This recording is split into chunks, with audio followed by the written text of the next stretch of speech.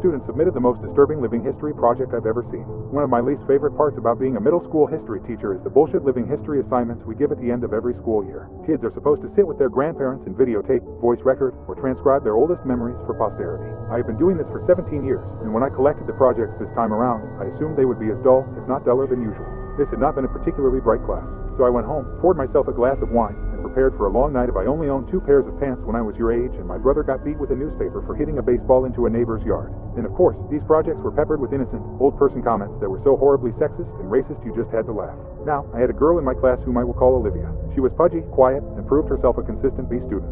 I expected her project to be as unremarkable as her, and perhaps that's why I was so profoundly disturbed by what I witnessed that night. Olivia had submitted 2 discs for some reason, so I began with the one marked interview. My screen hiccuped twice before a grainy image of a living room came into view. The place was a hoarder's hell. Olivia was curled up in an armchair clutching a notebook and looking like a scared animal. Across from her sat a man with a somber countenance, smoking a cigarette and staring at her expectantly. "Go ahead," a woman's voice whispered from behind the camera. Olivia's owlish eyes flashed towards the screen, then back to the man. "I am here with my great-uncle Stephen," she began almost inaudibly. "He is going to tell us about his oldest memories from being in the army." Great-uncle Stephen looked like he'd rather be in a goddamn trench at the moment, but he waited patiently for the questions to begin. Not surprisingly, Olivia read verbatim from the suggested question sheet I had handed out to the students. He answered her curtly. Once or twice I heard her mother whisper, "Speak up," Olivia from behind the camera. Typical, boring shit. So I was intrigued when Olivia set down the notebook and asked, "Did you like being in the army?" That was totally off script. Great-uncle Stephen emitted a chain smoker's wheeze.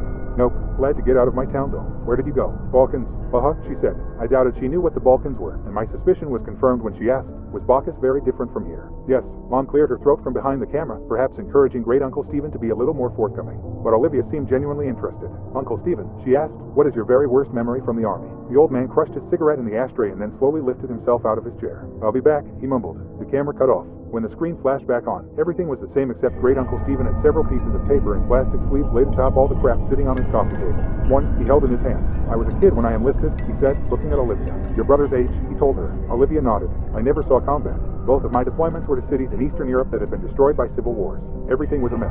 I felt like a janitor for fuck's saw. Monk up." Great-uncle Stephen sighed and looked at his paper. "My unit was assigned to a school that had been obliterated by all the violence. Broken windows, caved-in rooms, and for some reason, the part that got to me the most was that the school had been like this for years before we got there. No one had lifted a finger to fix it. I saw kids walk by it on their way to go beg for money or whatever shit they did." The camera dipped towards the floor as I heard Mom whisper harshly at Great-uncle Stephen. I couldn't make out what she was saying, but it wasn't hard to imagine. "Do you want to hear this goddamn story or not?" I heard him bark in response. "Then you better let me tell it how I want." "Mom," Olivia chimed. "Please stop interrupting. Are you presenting this in front of the class?" "No, Mom, we're just handing it into the teacher. I'm sure he's heard the word shit before." Great-uncle Stephen contributed helpfully. I wasn't a he as a matter of fact, but other than that the statement was accurate. The camera was lifted and after a couple of blurry focus adjustments, the shot was the same as before. "I'm talking too much anyway," he grumbled. He lifted the piece of paper in his hand close to his face. "In the basement, I found this letter. I didn't know what it said, but I had a buddy of mine translate it. So I'm going to read it now, and then I'll tell you what I saw in that basement." A chill ran down my spine. Mom zoomed into Great-uncle Stephen and his letter. His palsied hands trembled as he held up the paper. This is what he read. "Dear sir, I never loved my country. So many of these skirmishes are born from patriotism, a power struggle for the shards of a once great empire, but I do not care what name my home has on a map. This fighting is senseless and I stay as far away from it as I can. It was not these attacks and disorganized violence that took the lives of my wife and child. It was illness. Mercifully, it happened quickly for the baby. Nadia suffered for longer. I watched in horror knowing I could do nothing for them. My only solace is that I was there for them every step of the way. I stopped going to work one day and no one came after me. I doubt they noticed I was gone. Since the school was simply across a field, visible from my window, it would have been easy to go for a few hours each day and come home quickly to care for them. But what was the point? All I did was clean floors. I was as useless to the world as I was to my family. I tried to take Nadia to the hospital, but the journey was too long and taxing. I brought her home and she died that night, after Nadia and the baby were gone. Well, I don't remember much. I didn't leave my hovel, barely ate and slept, thought many times of taking my own life. Tempting though it was, I felt paralyzed by my own helplessness. The one thing that kept me sane was my radio. I never turned it off once, even though I didn't listen to the words being said. In fact, the channel I got the clearest was in English, which I don't speak a lick of. But the voices, the music, and the true knowledge that life existed beyond this violent city sustained me. I have no idea how long passed before I saw the light of day again. I was dizzy from hunger, so finding food was my priority. My radio came with me, of course. Since I first holed myself up, it has gone everywhere with me. It talks to me as I sleep and as I wake. I don't know what it's saying, but I know I would die without it. Once I had some water and food, it occurred to me that the only thing left to do was go back to work. So I did. The following morning, I simply returned to the school where I was a janitor and got back to work. Nobody made a big deal out of it. Like I said, Nadia had been sick for a long time, and those who worked at the school knew it. I appreciate that no one had pestered me to come back to work during the hardest days of my life. The teachers never said much to me, but we smiled at each other in the halls, and that mutual respect was perhaps the reason I decided to come back at all. The place had gone to the dogs without me, so I simply grabbed my broom and rags from my closet and set to cleaning. Everyone is grateful to have me back, I know. And the best part is that nobody minds my radio. I bring it with me everywhere and keep the volume low enough not to disrupt the students. No one has ever complained. In fact, I suspect they like it. The schoolhouse is not very big, but does require a lot of maintenance.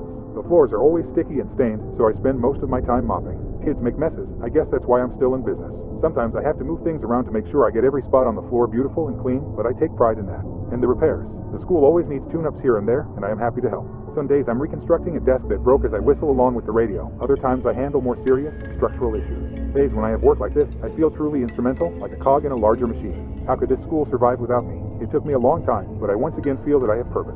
There is a larder behind the school that is full of preserved food, and in lieu of payment, I am allowed to take as much food as I need. That arrangement is fine. What would I do with money anyway? I used to bring the food back to my home, just one field away from the school, but when I started sleeping in the basement, no one seemed to notice.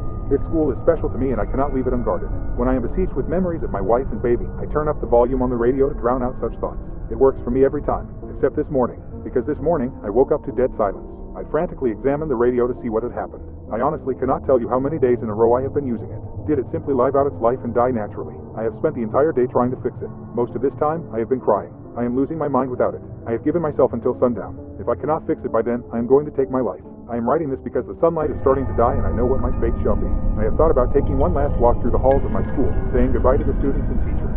I know I will be missed, but I cannot bring myself to leave this room. I cannot go anywhere knowing that my radio is dead in here. There are no more tears in me. It feels now like I can't catch my breath. I vomited what little food I had in my stomach and I am growing dizzy again like I did after Nadia died. I am not long for this world, but before I take my life, I have closed the door to this room and stuck a chair beneath the handle. It is the only room in the basement and has a small casement that lets in just enough light for me to see what I am doing. If anyone is kind enough to come looking for me, they should not be met with this gruesome sight. Perhaps they will see the door is blocked, smell my rotting body, and simply forget I ever existed. But I have placed both my radio and this note outside the door. Kind sir, if you are reading this, I have one humble request. Please fix it. Save my radio. It did not deserve to die in its sleep, and I am ashamed that I cannot revive it. Now I am ready to join Nadia and little Ludmilla in heaven. I hope this school can find another janitor who loves and cares for it the way I do. The hour is now. Do not forget my radio. Stanislav. When Mom zoomed back out, Olivia had tears in her eyes. Thank you for sharing, Uncle Stephen, Mom said, her voice choked. I think we have enough. Wait, Olivia chirped. He said there's more. What did you find? Before Great Uncle Stephen could open his mouth, the image disappeared. My jaw dropped. Was that it? What did Great Uncle Stephen see? I promptly remembered that there was a second disc. This one was unmarked, but I hoped it contained the rest of the interview. There was no video, only audio. The voice that started up was Olivia's. Hi, Miss Jarity. I'm sorry about my mom, but she refused to record the rest of what my uncle was saying. But I asked him to continue and secretly recorded the story as a voice memo on my phone. I remember you said earlier this year that history is written by the people who win wars. She sucked in a breath and commenced crying. But everyone's history is important, even if they are sad, pathetic people, and even if they never won a single thing in their life. I haven't slept through the night since I finished this project, but you have to hear what my uncle has to say. There were tears in my eyes, too. The sincerity of her words was beautiful. I was also flattered that she had remembered some trite phrase I threw around because it was what my history teacher said to me. Before I got too sappy over it, the audio began again. Fine, came Mom's frustrated voice. If you want to hear the rest of the story, fine, but this is not appropriate for a school project. Let me finish, Great Uncle Stephen snapped. If it's too much for you, help yourself to a snack in the kitchen. But Olivia wants to know what happened. I heard her mother mumble something and walk away. Olivia and her uncle were alone. I imagined her looking at him expectantly. So did you find the radio? Or did it get ruined when the school got blown up? He rasped and I heard the distinct click of a lighter. The letter, he began slowly, had a date on it. What date? She inquired hungrily. It was dated 2 weeks before we started rebuilding the school. Didn't you say the school had been destroyed like 2 years ago? Yes, replied Great Uncle Stephen. It had been. There was silence as I felt goosebumps on my arms. The images that came to my mind were almost too overwhelming to express, but Great Uncle Stephen put them into words effortlessly. Clearly, he had spent his whole life thinking about it. This man, this Stanislav, went to a vandalized, falling apart schoolhouse and cleaned up blood and rubble like it was spilled drinks and dust. He smiled at dead bodies in the hallway and believed they were smiling back at him because they liked his radio. He moved around corpses so he could sweep the ground under them. The roof was half collapsed, so when it rained, he must have gotten soaking wet but was so oblivious that he didn't even feel a thing. I could hear Olivia crying steadily. I found the larder he was talking about. It was all pickled, preserved food that probably tasted like shit. Most of the stuff was moldy. Did you see the dead body? Yes, hanging from the ceiling, but still amazingly lifelike. He wasn't rotting away. This hadn't happened years ago. Did he look peaceful? She asked, a chord of desperation in her voice. Couldn't tell you. The smell was rank, and his face was blue and his eyes were bulging. Like this, I imagined him demonstrating. And the radio, Olivia wept. I heard Great Uncle Stephen take a long drag of his cigarette. It was there, all right, and it was still on.